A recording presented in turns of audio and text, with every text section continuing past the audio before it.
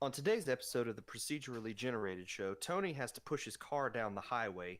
Ethan fulfills his destiny. We talk about some of the biggest news story of the week, and we discuss the future of Nintendo's Switch Online service.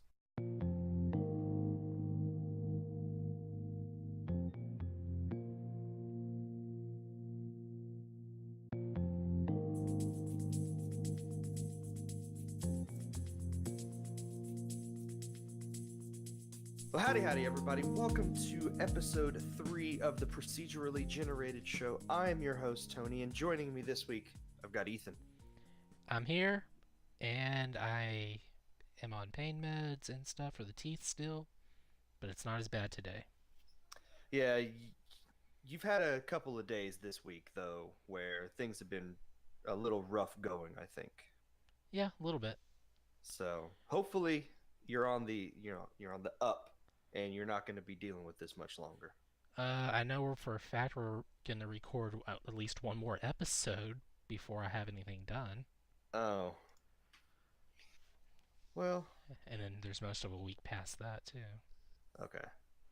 Well, we're getting close to the end. Yeah. There's light at the end of the tunnel, I guess you could say. Unless they find other problems. Oh no. Let's not talk about that. We don't want that to happen. No, we don't. No, we want things to be good. We don't want you on medication anymore unless it's going to be something incredibly hilarious. Then we definitely want that on the show. Man, I wish I knew it was in that cough syrup. Just go get the cough syrup and swig some of it right now. That was like 3 or 4 years ago. Yeah, people still remember it though. Yeah, I mean, we got it recorded and everything. We got comments on last week's episode disappointed because you were not hopped up on cough medicine. I, you know, sorry to disappoint. Oh, well, Don't do drugs. no, definitely not. That's a bad idea. That's a bad idea. Not even for entertainment purposes such as this. There you go. Yeah, we have to get that disclaimer out of the way because we don't want people going out drinking cough syrup, trying to, film funny stuff just because we told them to. Because Yeah, we then didn't tell then you them end to. up making a new drink that goes to bars and it's called the Flaming Mo. Hey, and then you get rich and famous. And then you just throw it all away. That's life. You know what Yeah. I'm saying? Yeah, thanks Simpsons. All right. Well, Ethan, Hmm? what game do you want to talk about this week? My little favorite, you may have heard of it before, maybe not, I don't know. Destiny 2. I'd say you've talked about this a few times on the show, but you haven't on this show. So, returning listeners from the previous incarnation of the podcast would remember the show or remember me talking about Destiny 2. You like But Destiny. yeah, it's a great game series in my opinion. Not the best, but I like it. And so Forsaken came out, I don't know, 2 weeks It's 2 or 3 ago, weeks ago. 2 or 3. And for like the last month and a half, there's been some internet ups and downs for me, No kidding, have there? where I'm not exactly blocked from the entire internet, just from Sony and some various other websites. Uh, well, the main hubs for them or whatever they go through. So I've been getting to where I could only play the game for like maybe a few days at a time. And, Hmm. there's not really enough to go through everything that the game's offering, especially with they had the summer solstice event, which I wanted to get done before the Forsaken DLC dropped, Yeah. which I just barely got that done, and I had Cole get on my character and help me because I didn't know when my stuff would be up and running, and kind of wanted to have the ability to buy that shirt that Bungie was selling for doing that. Yeah, just about the time I have Destiny and the ability to play Destiny online, your And internet goes out and we can't play. did we had like what, a raid or something planned and then just had to cancel it? Yep. Ah, but yeah. So Forsaken's been out. I haven't really been playing it too much. Finally I'm at that point where it's I want to play it. I want to see what all it's got to offer, and I'm just kind of all in on there. I don't know what the deal was for me at the start of it, but there is a lot of little hidden gems here and there that's just okay. This is a callback to this, and this feels like Destiny One. Oh, this is just really interesting. It's just little things like that, and then also like I was playing it with Cole and Caleb earlier today, and there's like this whole challenge, ascended challenge, and so that was a interesting. It was interesting at first, and then became a tedious annoyance, and then finally, I got my victory in this challenge. There Uh, you go. Basically, you're being sent to a dark realm, and you got to fight a boss. That's basically all it is. Problem was, if once you get to the boss in there, you can no if you die, you can no longer re-enter the area, and it kicks you out of the area completely. So you're locked out of doing this content, and it's really difficult. So it's don't die when you get to the boss. Like you wouldn't ever be able to go back to it. There's a portal. It opens up. You have to eat a certain item that only lasts 30 minutes to be able to see the portal. Go in. Once you reach the boss, if you die, you can no longer jump in that portal. Oh man. So once everyone dies and your ghost is outside the zone, you have to it'll spawn up a new one, but it'll be a slightly different version of the challenge. So like one will have things that'll push you off ledges, and the next one would have grenades ready to go off anytime you're on a ledge. Okay. But it would have various sniper placements and stuff, and it's just get through there and then boss, and then celebrate once you beat it. There you go. And there's no respawning your teammates because their ghost is outside the zone as well. That's how bad it was. Wow. Well, at least you did get through it finally. Yeah, and then we kind of did a small abusing of just something in the game itself. It's not a hack. It's not a glitch. It's we went into the raid, and there's a place you can go. It's to do an input for something called a wish. There's Hmm. like over 15 different combinations you can do right now for these wishes, and it's matching up symbols to a certain order or something.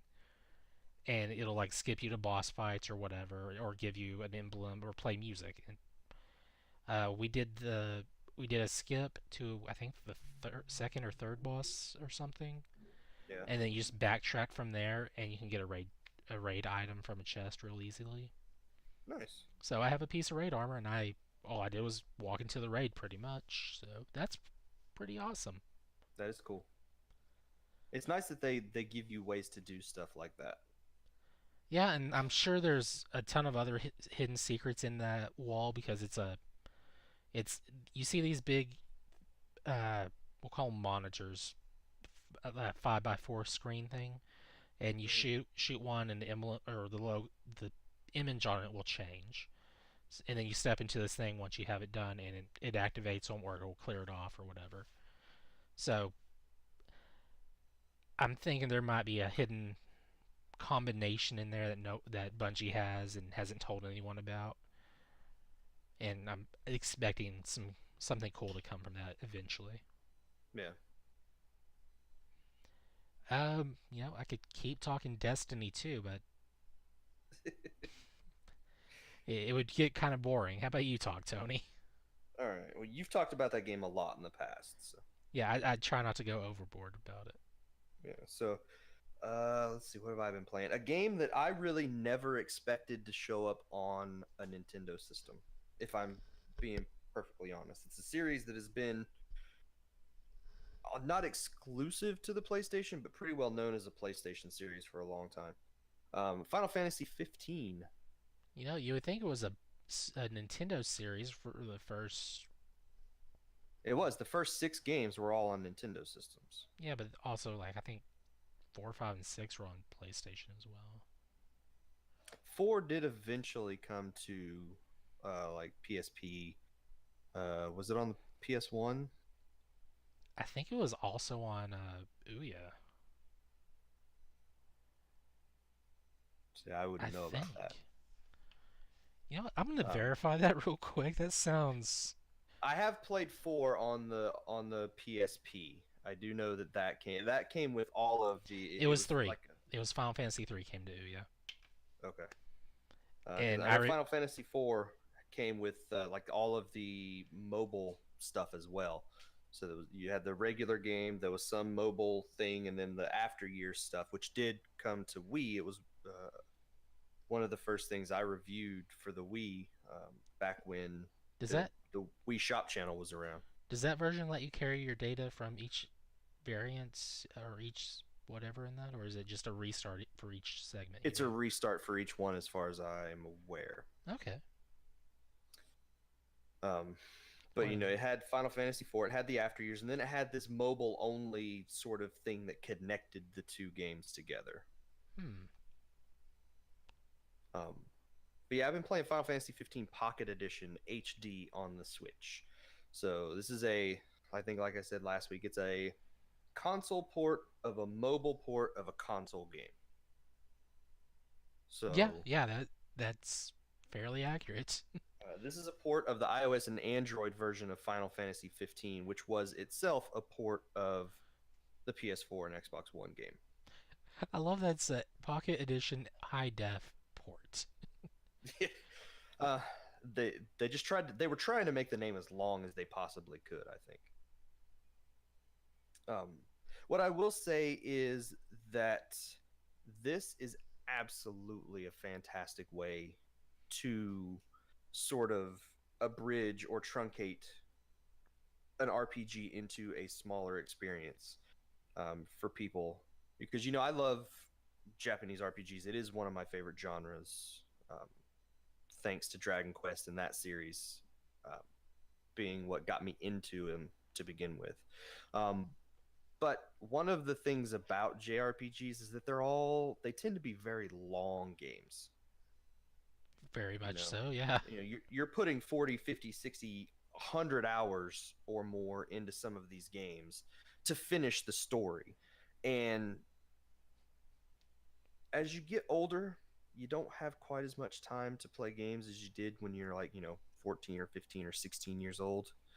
Um, Yep, sleep is a must have. You have a job you gotta go to. You gotta yeah, take care of stuff. Some cases you have kids. exactly.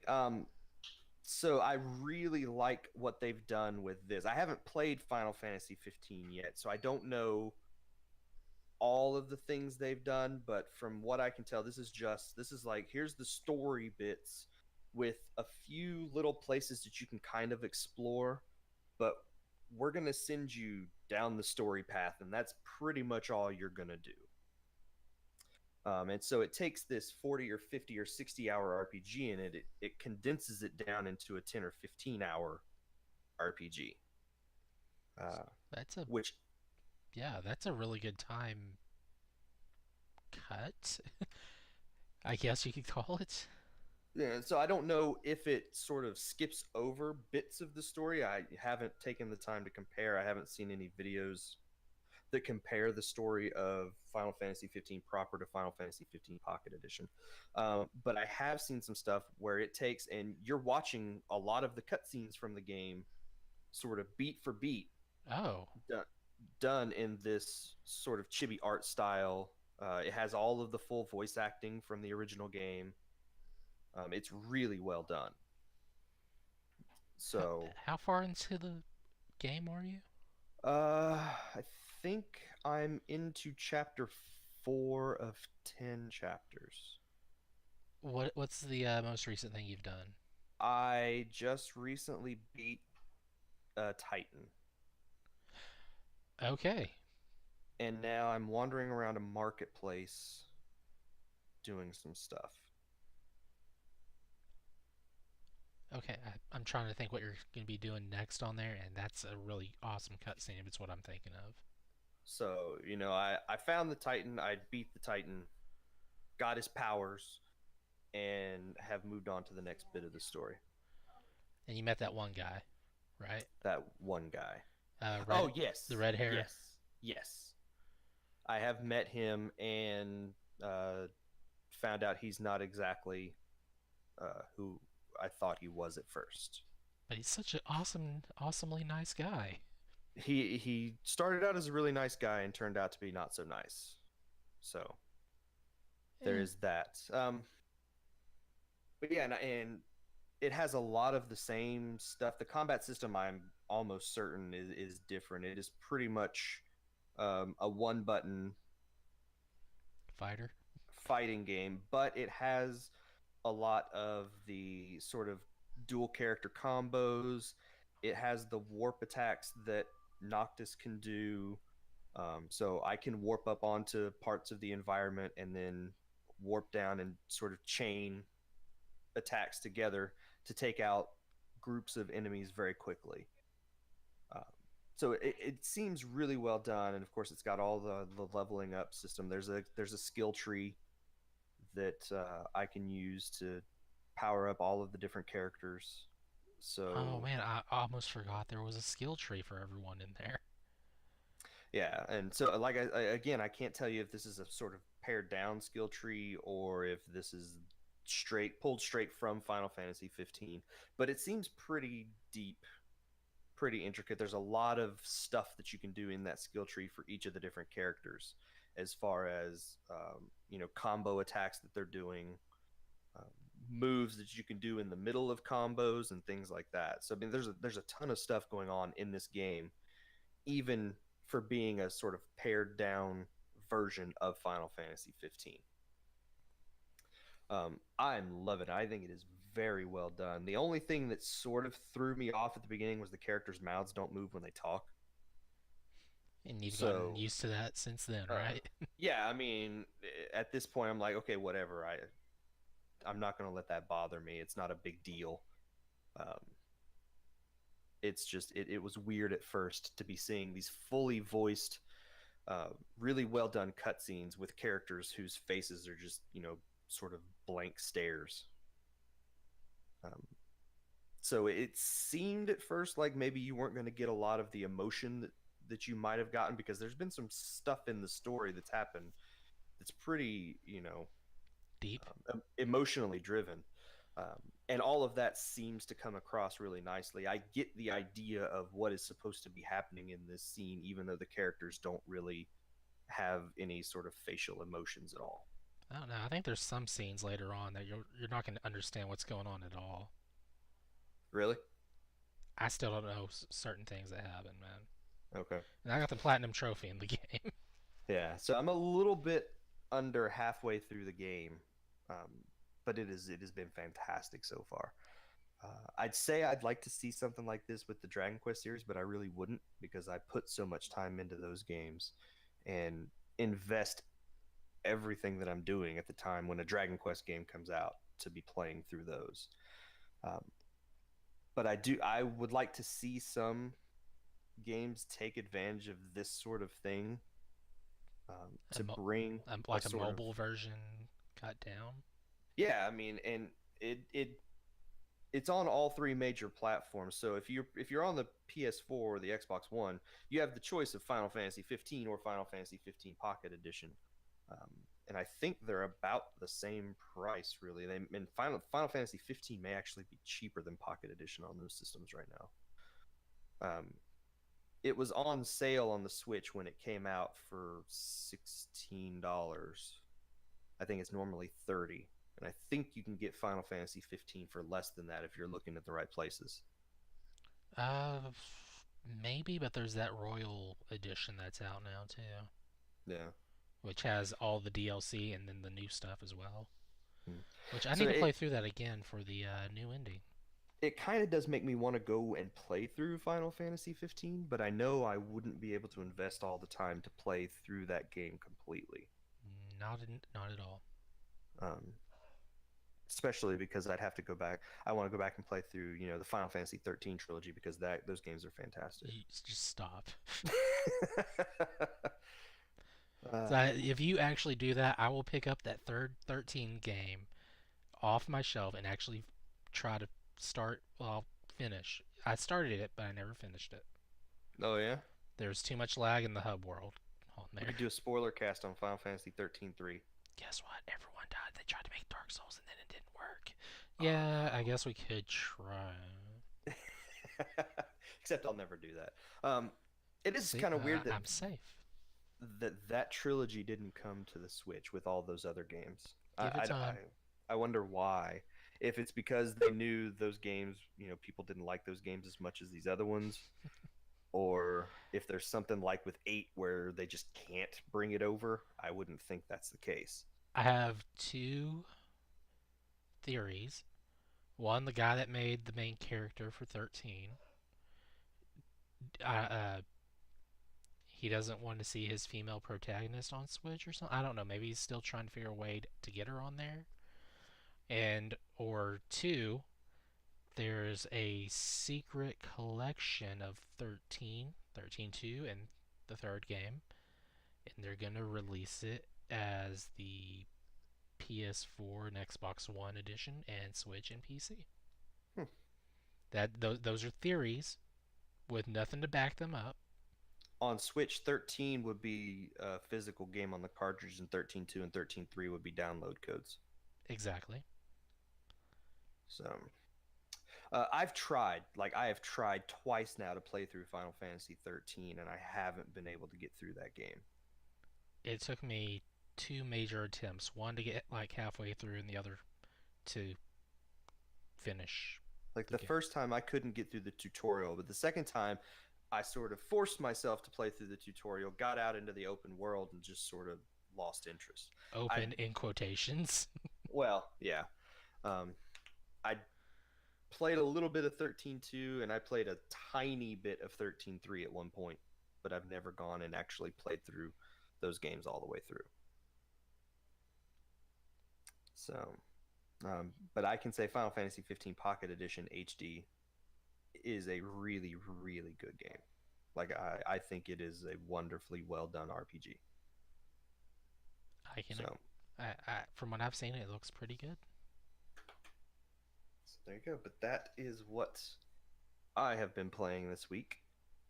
So let's take a quick break here. We will come back and we'll talk a little bit about the news.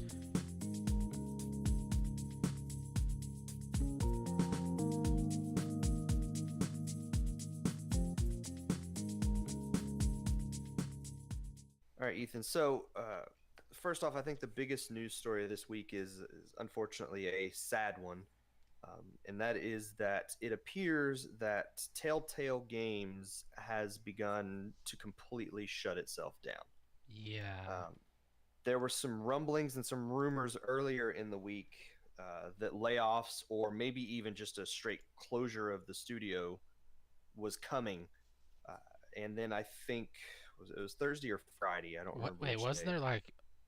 I think there was like rumors going around like a month ago about layoffs. It may have been that far back, but I have no idea where I heard that, but I seem to recall that happening.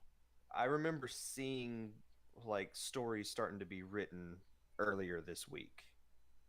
And then it was confirmed on Friday that Telltale had basically shut down. They laid off most of their staff. There's all but about 25 or so people are still there. They have a few things that they've still got to get done to fulfill obligations to partners. But most of the people at the company were laid off, and I believe they were laid off without severance packages, if the story I saw was correct. Ugh. So like that is really a bad situation that's been happening with Telltale. It's been going on for a while with talks about really bad crunch situations towards the release of games, um, as well as just an overall. It was sort of a bad place for a lot of people to be working. Um, they restructured back late last year, and they were trying to get things back on track, trying to get things working, and they just said we've basically just run out of time to make any of those changes, and so we had to let most of the people go. Um, there's still some things that are going to be coming out, but games like the final season of The Walking Dead have been canceled. Uh, I think you saw that the Batman game is coming out to the Switch soon. Yeah, I think the first week of October it'll be out. That's really Yeah, I guess that's one of the reasons they're still technically open is something like that. I think that their Netflix release of Minecraft Story Mode is still coming. Oh, really? Yeah, There's a like I think like a that's Minecraft show? no, they are putting Minecraft Story Mode on Netflix. I've never heard of this, have I? No, I haven't. Like an actual the playable game will be on Netflix. That's so weird. So I think that's one of the reasons that they still have staff there because they've got to fulfill that obligation to Netflix. Um, but yeah, the studio is basically shut down at this point, and there's not going to be any new games coming out of that company unless something miraculous happens at this point.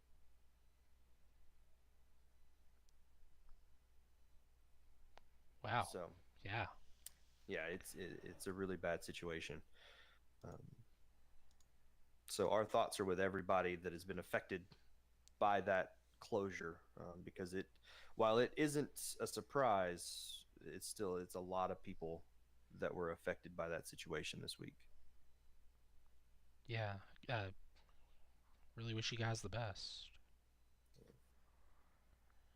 So, but in more good news, I guess you could say, Sony is taking a page out of Nintendo's playbook because they've never done that before. Well, they work together so well, obviously. That Obviously, that partnership flourished for a long, long time. No, it didn't. Sony announced this week that they are releasing a classic edition of the PS1. and everyone went crazy with excitement. That they did. Like the internet just all I saw on Twitter was that day was people like, "This is fantastic! I can't wait to get a hold of this thing." It'll be out December 3rd. It is just under half the size, so they're going with that mini scale like the NES did. It'll be Uh, about It half the size of it the original it's PS1. like 45% smaller than the original size. Yeah. It will retail for $99.99 and will include 20 games that they call genre defining. We have such games as Final Fantasy VII, Hmm. very much a genre-defining game from our previous conversations. Absolutely. Tekken 3, probably my favorite Tekken game to date. Ridge Racer Type Uh, 4. you pronounced that wrong. Did I? It's Ridge Racer. Type 4. There you go. See, I sounded just like Tony there. Jumping Flash. That is a kind of a weird game from what I've seen before. It's I don't really know this game. you're like a rabbit jumping around in space or something. Okay. I don't know. It's one of those things I saw back on G4, or I think they were still Tech TV. It might have been G4 though, Yeah. on Cinematech. And then the other game we know that's on there is Wild Arms.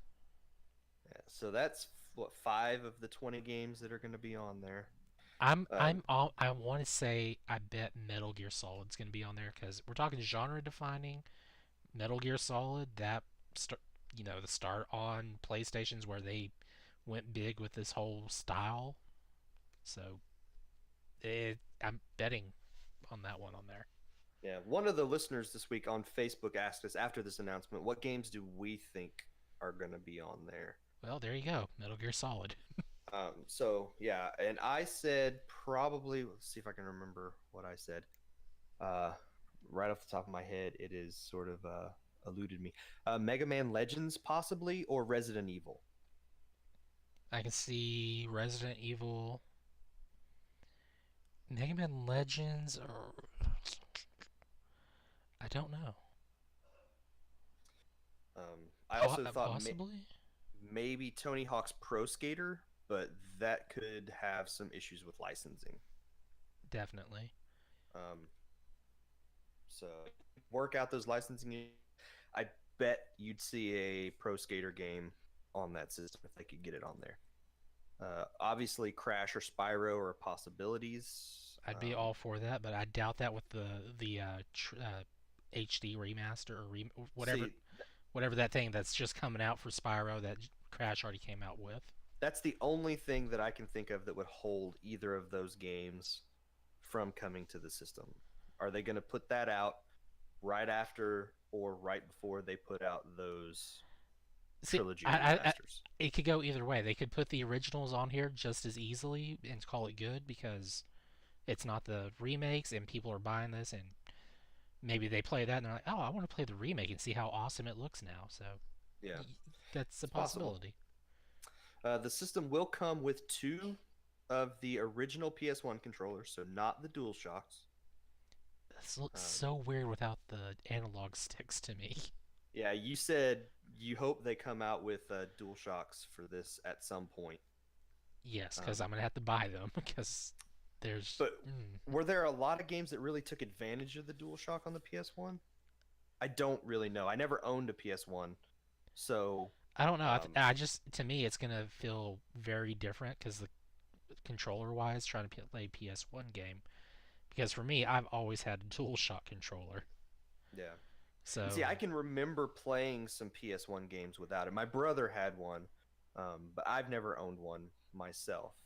it's like even if Um, I had a game that didn't use the DualShock, I still had that DualShock controller. So yeah, you know, even if you couldn't use the analog sticks on the system. yeah, and mostly it's gonna be a weight difference for me. But Yeah. yeah, It will output through HDMI. The reset button on the system will suspend the game, just like the reset button on the NES Classic did. The disk drive does not open from what I could tell. I didn't see any it video does of. not open, but the open button takes you back to the switch game or change game screen. Yeah, so you can, by hitting that disk drive button, you will be able to go in and pick a different game to play. This it's your Uh, menu button. so I foresee this thing selling out pretty quickly, just like the NES Classic did. Even though there's claims that it will be very very well in stock. Yeah, Sony has said they're not going to, run into any of the issues like Nintendo did with stock or availability for the system. But we shall see. I think they might maybe be underestimating people's, but maybe not. I mean, they've seen with Nintendo both the NES Classic and the SNES Classic, the demand for these uh, retro systems is really high right now. Yeah, uh, still fairly high for the NES Classic. The SNES, I didn't have any problem getting that one. Yeah.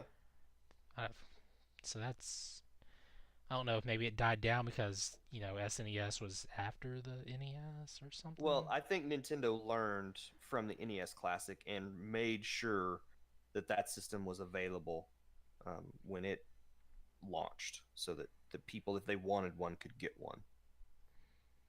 I did see a Uh, bunch of the Retro Pi or Raspberry Pi talk come back for emulation reasons on when that was announced from people, but really? it's like I tried to emulate uh, certain games on mine, and I didn't have the easiest time to do that. Well, I imagine Sony can figure out how to get their system to I'm almost emulate betting this properly. is like a stronger version of what the Raspberry Pi would be, Yeah. which that Uh, has me kind of excited for what the future may bring on that end. I mean, the PS1 is the one PlayStation system that I don't currently own, so I might be interested in picking this up. You Uh, technically own one. I mean, you have a PS3. I mean, yeah, I do. And Shannon, I think, in a group chat this week, actually had shared something that he had seen with us about the PlayStation TV, um, Oh yeah, that and does that too. comparing the PlayStation TV to this thing because they're both $100. Or 20 it bucks if you do it right. the PlayStation TV launched. Did it launch at $100 or was it I think it was 100 at launch, maybe. okay? Yeah, and it has I think 170 something PS1 games that it can play. It could pretty much play all of them, I think. Yeah. So um, you can use the DualShock 3 or the DualShock 4 with it.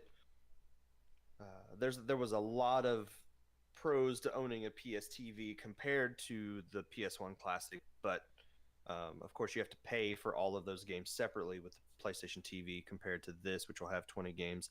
People will probably, I imagine, very quickly find a way to break this thing and put more games on it. Which I'm looking forward to as well. We actually saw news this week that people have already figured out how to put more games into uh, the Nintendo Switch Online thing for the NES games. So Ooh. uh, I haven't actually watched any of the videos. I just saw the headline that showed people had figured out how to do that already, um, which is interesting considering that they'd had so much, I guess not problems cracking the Switch because people have already figured out how to do that in to some extent. Um, but yeah, so this continues that sort of retro craze that's going on with classic systems. There were rumors this week that Nintendo may be prepping for an N64 classic. There Yeah, were there was some, a trademark filing or something in Germany that was found. yeah, I think that's correct. And it was based on For the the controller controller. design. Yeah. Yeah. So that may be the first rumblings we're hearing of rumors of an N64 classic, which would be cool. Not unexpected in any way, considering how successful the previous two Nintendo classic systems have been. And then also, it was announced this week that the Sega Mega Drive Mini in Japan had been delayed until 2019, and Sega themselves have taken over development of the system. And that's a really good thing considering the company they had doing that before. Uh, they didn't have the best track record with Mm-mm. the Sega whatever classics that you could call them Yeah. that you go to like Dollar General and find. The ones that had 85 games, but only like 30 actual Sega games. Yeah, I guess I know there was like the very first one actually had the I think it was what Sega Channel exclusive Mega Man game that's on Sega. I don't know. But I don't that was like the remember. only way to get it over here in the U.S. or something was Yeah. through getting that little console first generation. So, so Sega is like Sega wants to do this again, but it sounds like they really want to do it right this time, which is a good thing. I look forward to that one too. And speaking of classic games, though, Sony on the PS4 has the PlayStation Now service that you could stream PS2, PS3, and PS4 games through. Um, that subscription service, they announced this week that you will be able to start downloading games from that service for the PS4 and the PS2. PS3 games still cannot be downloaded. There's still no way for you to natively play those games on a PS4. Uh, but PS4 games and PS2 games that are available through the PlayStation Now service will be able to be downloaded starting now, essentially. Uh, you will need to have like a PS Plus membership as well. I heard Really? that's just something I heard. I don't remember where. I could look it up to find out though. But I'm pretty sure that was right because it's got to check in at least like once a week to make sure, or every couple of days to make sure you're still PS Now or something. We'll have to look into that because I'm not 100% sure about that. Um, but yeah, I mean, so the system, it has a huge selection of PS2, PS3, and PS4 games that are available. This is similar to Xbox's Game Pass. It's not exactly the same because I don't think PlayStation Now does brand new releases like Game Pass does on the Xbox One. I think it's mostly some slightly older games on the PS4, and then of course PS2 and PS3 games. Um, but if you've been having issues with you know lag in your games and things like that, you will be able to go ahead and download those games and play them straight from the system. at this point, which means I might need to look into PlayStation Now again because there's some older games that I'd like to go back and play. You can even play offline with occasional check-ins. Yeah, so much like Nintendo's online service, it'll occasionally it'll just ping the server to make sure It's you're a connected. it's a $100 Or per year membership. can you pay that off monthly like you can with the other? I'm assuming you can. I think it's normally $20 a month, but right now I think they're running a sale where you can get it for 10 if you pay for it. I think for the full year. Download Downloaded PS Now games will support all users. Purchase DLCs, microtransactions, add-ons, as well as PS4 Pro enhancements for subscribers using the PS4. Okay, maybe that's what I saw. Oh, and remember, you do not need a PlayStation Plus member. Okay, so you don't need PS There you go. Plus. Confirmed. Good. There you go. Unless I'm being lied to by the internet. Which wouldn't happen. Never. Never. I actually, with this being able to download the game, should really check this out because it could be something that might be worth looking into. I'm sure it'll be very handy for a lot of us in the future. Yeah, I mean, especially if you like some of the older games, like PS2 games, and of course you can get PS1 games on the PS4. I think, can't you? Not. Or is that just PS3 and PS TV / Vita? I think it's the PS3 that you have to download like your Vita and PS1 games through. Okay. Which I guess you can do it on PC as well if you have that app. So. I think you can. And then our last news story this week, I just put this one in here because it is such a strange story. A father was arrested this week in New Hampshire because he sent his child into one of those game machines, like they'll have products inside a it's like a claw machine, but it's not exactly a claw machine in this case. That type of thing.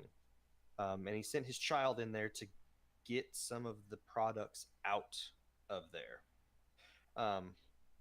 And the news story said he was very clearly seen on video, and I've actually watched the video from it. You can see every once in a while something will pop out of the machine. He's sticking his hand in there and getting out whatever his daughter that he sent into the machine.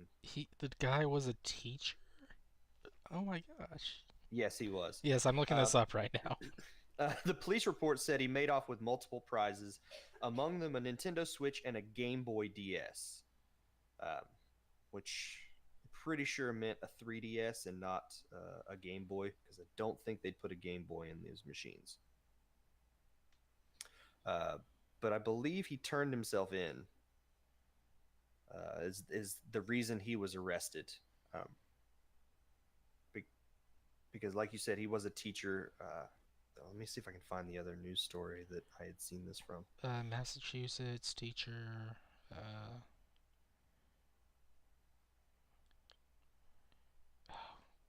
Hold on. Shocking footage shows a man using a child who had climbed inside a claw machine to steal prizes. Police are appealing for information. Da, da, da, da, da, da. Hold on. Alright, I'm gonna watch this video. Give me a second here. Okay.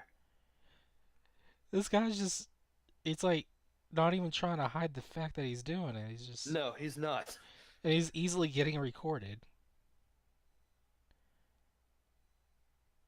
He's taking out a Nintendo Switch. What kind of claw machine is Yeah, here we this? go. Yeah, he turned himself in.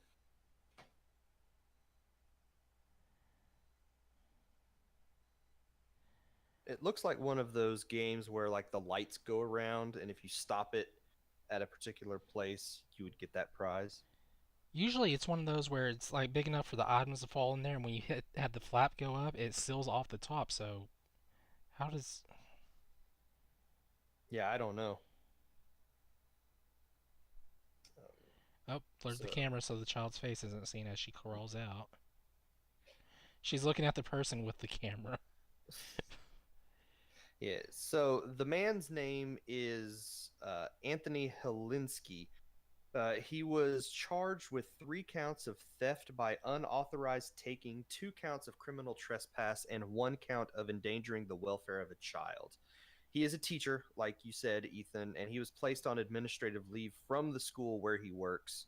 But then he did actually turn himself into police uh, after it was very obvious that people knew who he was, and it was very easy to identify him. The video has intentionally been blurred out to protect the identity of the involved children, but then they show who the guy is, Yeah, and he's a teacher and what state that nothing's secret, man.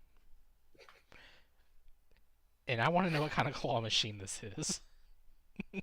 well, it's not a claw machine. It's some other type of game. I don't know exactly what it is.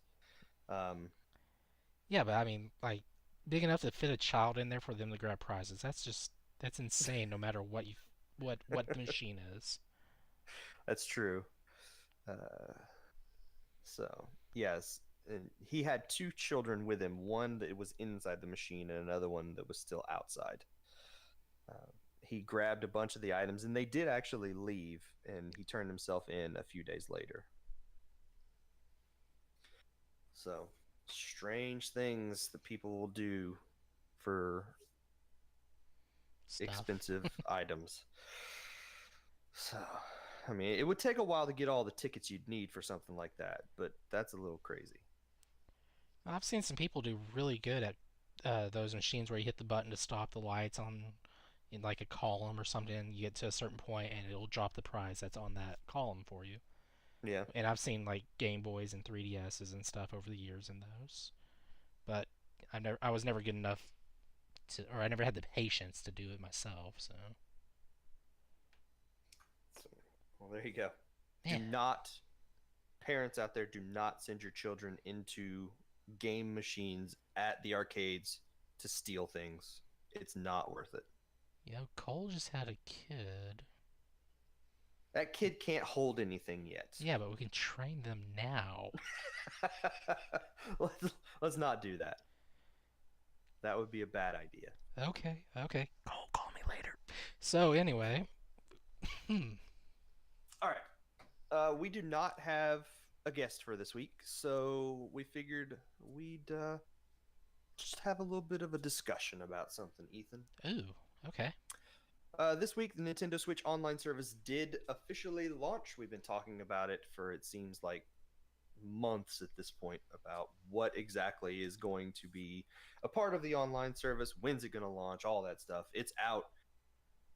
We've been testing it, so we know a little bit more about what the service is going to do for people. I have given them $20. I'm good for a year. I have not given them money yet at this point. I'm still just using the free trial. I'm probably going to be subscribing to the service here in the next couple of weeks. I And don't know that I I'm sure really you've want to. gotten way more out of the free trial than I've done with the $20 I spent. I've beaten Super Mario Brothers 6 times this week. See, I haven't even tried to use that program. So, I got on there just to do one test for something, and I haven't gone back yet. yeah, you were testing out Bloodborne. No, no, no. Dark No, Souls. Dark Souls. That's what I mean. Yeah, Bloodborne's not coming to the Switch yet. Never. Dark Souls. Dark Souls. Yeah, I played that too. I haven't beat that. I think you downloaded it, and 20 minutes later, you're like, I'm done. Yeah. Got I invaded still once. haven't beaten it. Got beat really bad. Got beat by the boss like twice in a row, and then victory was achieved, and then it kicked me out of the game. There you go. I have beaten 3 or 4 skeletons, and then I keep getting run over by the same giant pig. I What? did eventually get past him once. I guess you're not actually supposed to fight him yet. No, you Um, you can fight him. You have everything you need from the start of the game to beat him. really. Well, not the start, but any of those Maybe I'm characters. using the wrong character. I don't know. No, I haven't any been of able those to do that. characters are more than enough to defeat the pig. Okay, I'm gonna have to try because I have 3 or 4 times now. I've beaten all the skeletons around him, and as soon as he charges at me, I die. Once you beat him, he won't respawn. Okay. He's not like the Uh, other guys.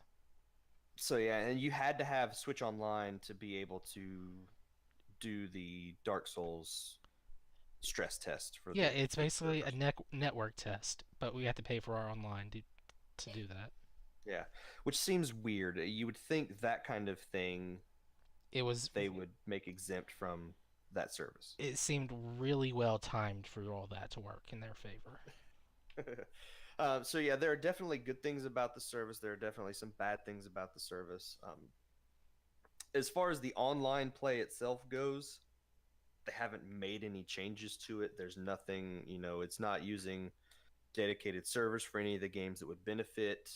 Um, and it's not like every game would work with dedicated servers. There are some I think that really shouldn't use them, like ARMS. I think should always be a peer-to-peer type thing. Um, Other games like Mario Kart and games like that would probably benefit from some dedicated servers. Is Um, ARMS peer to peer? Everything I think on Nintendo is peer to peer, unless it is specifically things like Fortnite, Paladins. Those games all use separate servers that are outside of Nintendo. Um, Okay. I think any Nintendo game is a peer to peer type thing. I don't know for sure, but I think that is the case. Um, so if you've been playing games online, you know exactly what to expect. That hasn't changed. The only thing that's different is you're now paying for it, whereas a year and a half, for the last year and a half, you haven't been paying for it, which kind of stinks. If this had come out when it was originally supposed to, I don't think people would have had a problem. But that was supposed to have been a year ago, and not 18 months into the life of the system. Very true.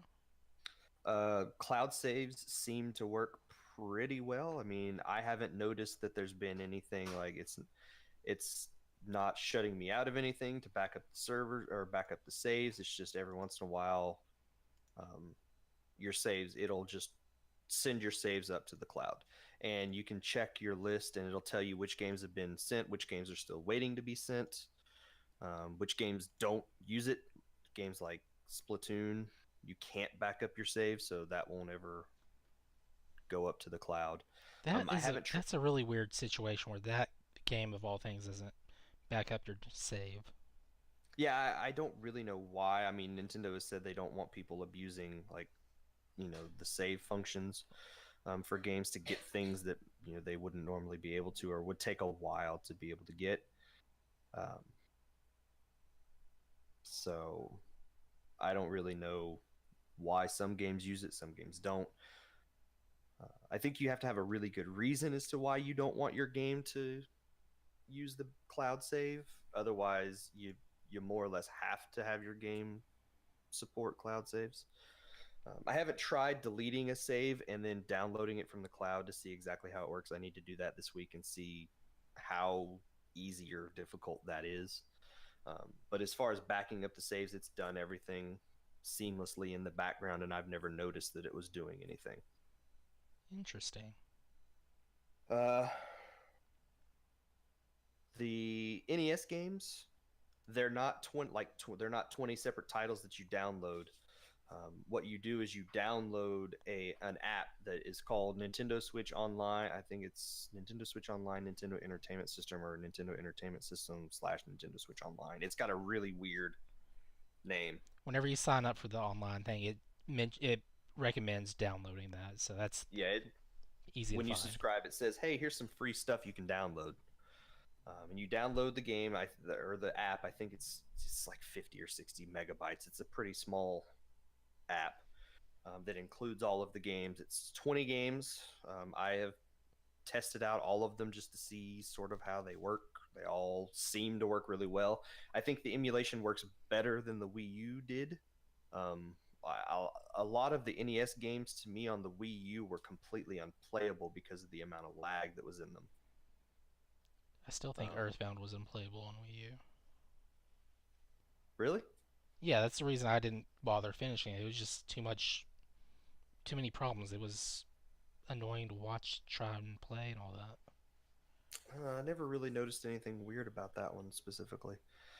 It was the NES games and platformers especially um, that seemed very laggy on the Wii U, and I'm not seeing any of that with the Switch. I don't know if they're using a different emulator, if it just works better on the Switch, or just what exactly is happening. But all the games seem pretty playable in single player mode. The night the service launched, Shannon and I tried out the multiplayer stuff, and it was virtually unplayable um, with two people trying to play the game across the network. Um, I'm giving it the benefit of the doubt. I need to try it again and see exactly um, if maybe that is smoothed out a little bit, or if that was just sort of some launch day server load type issues, or what exactly So that would is be happening. server side, not peer to peer.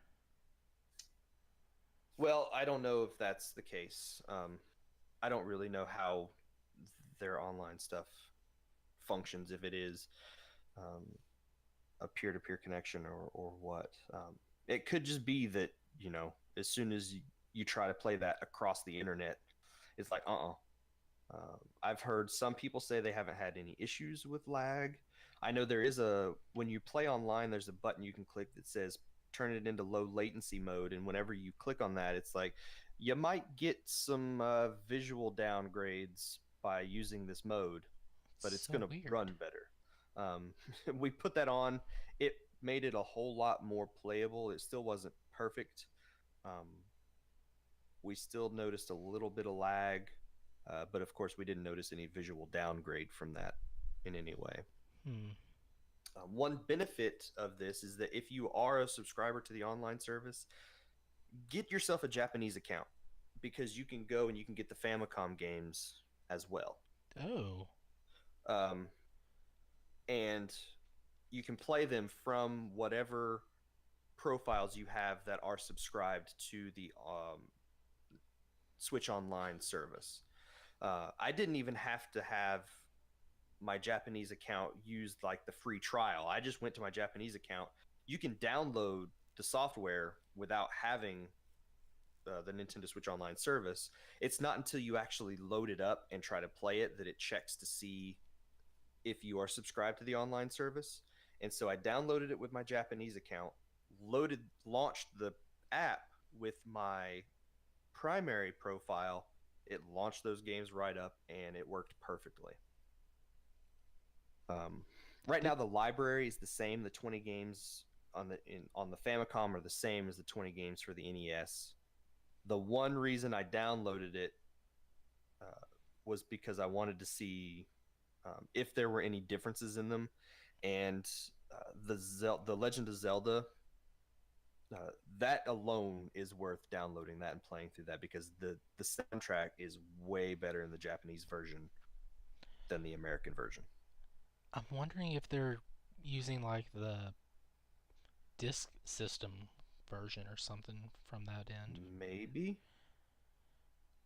I haven't played through all the Japanese games to see if any of the other ones are using those, but the Legend of Zelda is the one that I do know um, might be using the Famicom disc version of the game because of that improved soundtrack. It is way better than the American version, and it's the music and sound effects are Way greatly better, yeah. improved.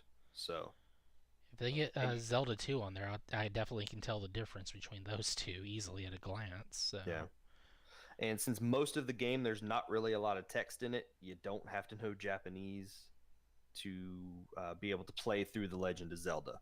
If you're really curious about what they're saying, there are plenty of places you can go online and very quickly see the Google the screen Translate, you can get an app and of just take a yeah. picture of your screen with your phone. So if you have not played the Japanese version of the Legend of Zelda, do yourself a favor and go check that out because that is way better than the American version. Let's see what else about the Switch Online service. Uh, like I said earlier, I've beaten Super Mario Brothers now 6 times this week. 5 times the American version. I did play through the Japanese version once. They're the exact same game, so it's not like I played a different version of the game. Um, Do I we? just did it on the Famicom system. Do you think they'll ever get over to having the SNES library or Game Boy or anything on there? I mean, I'm assuming they're going to add other systems. I can't imagine this is just going to be an NES type thing. Right now, all we know is NES games. They've put out a schedule for the next couple of months of games that are going to be added to the service. Um, but I cannot believe that they're going to stick to just NES games. That seems like a bad idea. Yeah. So if they Uh, throw the Game Boy games on there, I might actually try to replay that Super Mario Land you because can why beat that not? in like 30 minutes. Yeah, I know. Um, so yeah, I mean, if you have Super Nintendo games, if you have and Game Boy Advance games, if they do finally get around to putting GameCube games on this system, like Oh I man. really hope they do, um, there's no reason not to with the ways that you can plug a GameCube controller into this system. Wait, the Um, GameCube could do HD, couldn't it? yeah, Ooh. well, it could do 480p. It had a higher definition than what it would do normally Yes, with a special uh, cable that if is you really hard to if you find and hooked it up expensive. through if you hooked it up through component cables, you could get a slightly better resolution out of the system. It's like the component cables that Nintendo issued themselves. It has a chip in there or something. Hmm. So, yeah, I mean, it makes no sense for this to just be limited to NES games. Whether they release separate apps for the different systems, or if they just sort of change that to the Nintendo Switch library, or Nintendo Classic Library, something, and start to put Super Nintendo games or Nintendo 64 games or Game Boy Advance games, whatever. Um, I really hope they do add those games to it because that would make this service much more um, enticing to people. I think if that library was big enough to include all of those systems, because like a lot of people have said, the NES games alone aren't worth it to them as a bonus because they've played those, they own those so many times. Um, so there's no incentive for them to subscribe to this service specifically for the NES games and things like that. Um, but what kind of things would you like to see them do to the service in the future to make it worth that $20 a year? Virtual Boy. I think at this point we're never going to see a re-release of the Virtual Boy games. They released their own version of the Google Cardboard for Virtual Boy games. If they didn't put those games on the 3DS, I don't think they're going to put them on the Switch. This way you can mount the Switch to your face, though. And they get more money because they already have the cardboard stuff down. But the 3DS had the built-in 3D that the system needed already. So on the PSP, there was this awesome little game called Metal Gear Acid 2, and it had a cardboard attachment called Snake Eyes, and it would make the game go 3D, and you're holding the PSP like 3 inches from your face. Mm-hmm. So all they have to do is release a cardboard set with the special little lenses like they did for that game on the PSP, and there you go, you're set. Okay. And I think the Switch is a little heavy, though. It comes complete with the headache and everything. Awesome. That's what everybody wants out of their system. $20, and then you can go spend more money on pain medication. Um, the voice chat stuff for Switch Online works pretty well. I mean, if you're familiar with using it for Splatoon, um, you know exactly how it works, the quality of it, what to expect. I left the app open anytime I was playing any of the first party games, and if you're playing a game like Mario Kart does support voice chat, not only with friends but with anybody that you're playing with. Um, so you have that app open. It's like you'll get a little pop up on your phone. It's like, hey, I see you're playing a Nintendo Switch Online game that supports voice chat. Do you want to turn it on? And you say sure. You turn it on, and then you immediately turn it off because you realize doing voice chat with random people online is a bad idea. It's a lesson people learn the hard way. So, I mean, yeah, I was playing Mario Kart and I let the voice chat. I turned the voice chat on. I was like, I'm just gonna see how it works. Some people said, it's a really nice thing. And I then had you seven. crushed your phone screen right after because you couldn't make it stop.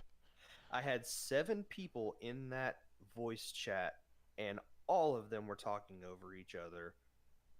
All of them sounded like they were 12-year-olds who learned some new words, and it was not fun.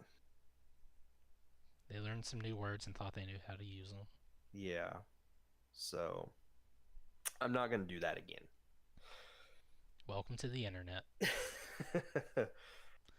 uh, Honestly, I kind of want to see them just take the same route that, uh, kind of Sony and Microsoft have going, where it's uh, a free game where you get like one or two free games a month. mhm. In this case, I like the option where it's like these are some free games you have access to in a library, and I'd rather see that library grow instead of just like this is what you have access to. This time we're going to take some out. I just want to see them Mhm. open up like an entire library over time instead. And Yeah. instead of like the free game thing, maybe make that where it's only like third party optional stuff, I guess. Okay. I don't know. I didn't think it all the way through. Yeah. I'm not sure they would do that for the $20 a month. I mean, um, you're Well, you're not gonna 20 you're not bucks a gonna month, get that's right. Maybe just the open library that increases as time goes on. yeah. As long as we don't see a lot of games just dropping off because they've added other games into it, that'd be cool. You wonder, do they get to a point where they've got so many games available that they start to up the price? Um, so it's going to be interesting to see exactly how long this stays $20, what they do for that $20 price point if we see a lot of new features being added. I mean, they've talked about deals for subscribers. Right now, you can get some free Splatoon swag if you subscribe to the service for a year. There's something else, but I don't remember what it is. And then they have other deals that they say will be coming in the future. Hmm. Um, as a starting point, it's a good it's a good starting point. I think it's sort of too little, too late, unfortunately, um, because this was promised in the first 6 months of the system, and it got delayed so far that people have just I think they've gotten used to Switches Online being free. And there are going to be a lot of people that are very upset that they have to start paying to play Splatoon or Mario Kart or Smash when it comes out. Yeah, I was honestly a little mad that I couldn't do that uh, Dark Souls online test thing because you had to pay for online. It's just Mm-hmm. why even have And the test if it's gonna be like on the first day that they're doing this and all that too? And we know that there are games that you can play online without being a subscriber. Fortnite, Paladins, any of the free to play games like that, you do not have to be a subscriber to Switch Online to be able to play. So it is a little weird that for this beta that you had to be a subscriber to the service. Yeah, like, even with something like Destiny, you don't actually have to have PSN or Xbox Live Gold or whatever it's called.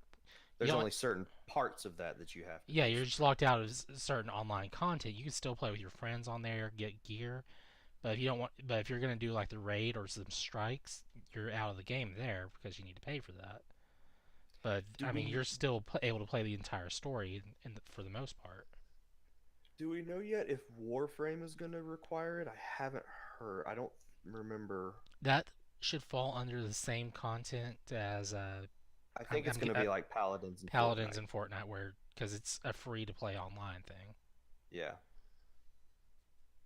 When we might have talked about that, I just can't remember right off the top of my head if we found out for sure that Warframe wasn't going to require it. I think that's the case, but we'll see. But yeah, it's a good starting point. I want to see where they go in the future, how the service evolves, if there are changes to the way that online works for certain games, if they add other features to make the service more interesting. Because I think they talked about leaderboards at one point for some games, and there's no leaderboards for any games like the NES games online, anything like that. So I think it's a good starting point. I do think it's a little, too late to really be worth paying for. I'm going to reluctantly pay for it because I do play a lot of stuff online with the Switch. And I have enjoyed playing the NES games, and with that library, as long as it continues to grow, I'll continue to come back to it. If not for Super Mario Brothers alone, because that is my um, that's my gaming comfort food, as I described it on Facebook this week. That's when I've got just a few minutes. If I've been, dealing with anything, stressful, whatever, I'll put on Super Mario Brothers. I'll play through it. I don't have to think about it. I know my route through that game. It's really nice and really easy and very enjoyable and relaxing to go to a game like Super Mario Brothers and just play through it. So that alone might be worth $20 a year for me, even though I have that game on a dozen other systems I could play it on. That's But fair. the Switch is my primary system now. It's what I play. It's what I carry around with me. I don't carry my 3DS around with me anymore. My Wii U has died, so I can't play that. Um, I do have the Raspberry Pi I can play it on. Uh, so I've got a lot of stuff that I can play that game on. But the Switch is my primary system at the moment. So You really need to play that uh, Super Mario Brothers Nippon the Up All Night version. I just want to see what you think is different in there and everything. you remind me about that, and I'll check that out. Awesome. See what I can find out. You play So Mario more than I do, even though I played it quite a bit myself. I play Mario a lot. So let's move on to listener feedback. And our first one this week comes from Nathan. He wants to know what are some of our favorite non video game music and bands. He enjoys bands like Skillet, Linkin Park, Rob Zombie, and Disturbed in particular. I responded to him on Facebook. I said, one of these bands is not like the others. Um, they're all rock bands, but Skillet plays a very different style of rock to Linkin Park and Rob Zombie and Disturbed. So, It's like you have different genres and they're all fitting differently into that. yeah. So, what are some of your favorite non-video game music or bands that you like to listen to? Favorite band, The Offspring. Okay. I also really enjoy Alien Ant Farm and a bunch of older bands, which I can't, I'm not even bother trying to name because uh, a lot of the stuff is just radio stuff I would listen to back in college over like this Yahoo radio thing. Mm-hmm. Because I know there's like Flogging Mollies and oh jeez, like I said, Dropkick Murphy. Dropkick Murphys. Thank you. And then there was one more. I cannot think of their name, but I do enjoy listening to them. Anyway, just a bunch of stuff like that. You actually, I guess I know those no, I know most of them from video games anyway. Yeah. Um, Especially Fog and Molly's from Tony Hawk Underground. Wow. Well, I do listen to a lot of Skillet. They're one of my favorite bands. Um, I'm currently on like a 90s country kick right now. So um, I listen to a lot of Pandora at work, and right now I have an 80s and 90s country station that I listen to. Um, I've also been listening to a lot of like German sort of medieval folk music as well. That sounds intriguing. It's really been they're really good. There's a band called Fawn that I'm listening to right now that's really good. A singer, her name is Una.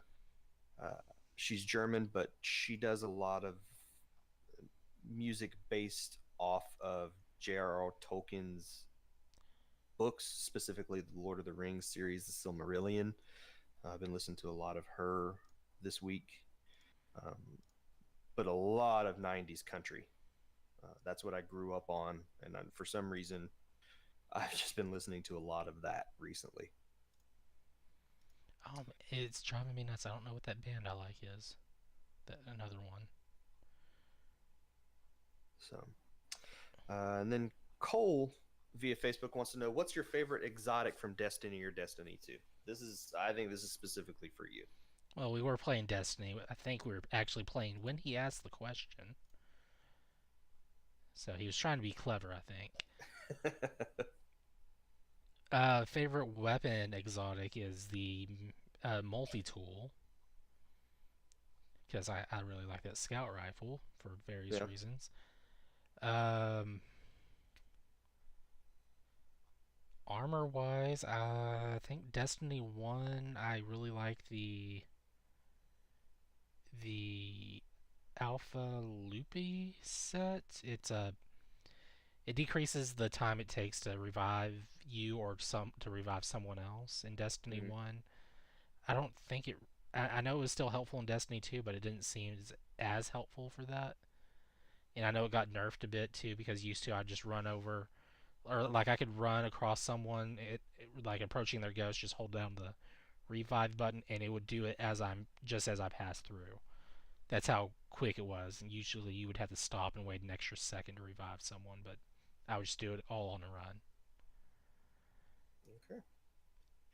There you go. I don't really know anything from Destiny or Destiny 2 that's exotic specifically. So I didn't pay a lot of attention to the actual weapons or things that I was using. I would just pick whatever had the highest number and shoot things with it.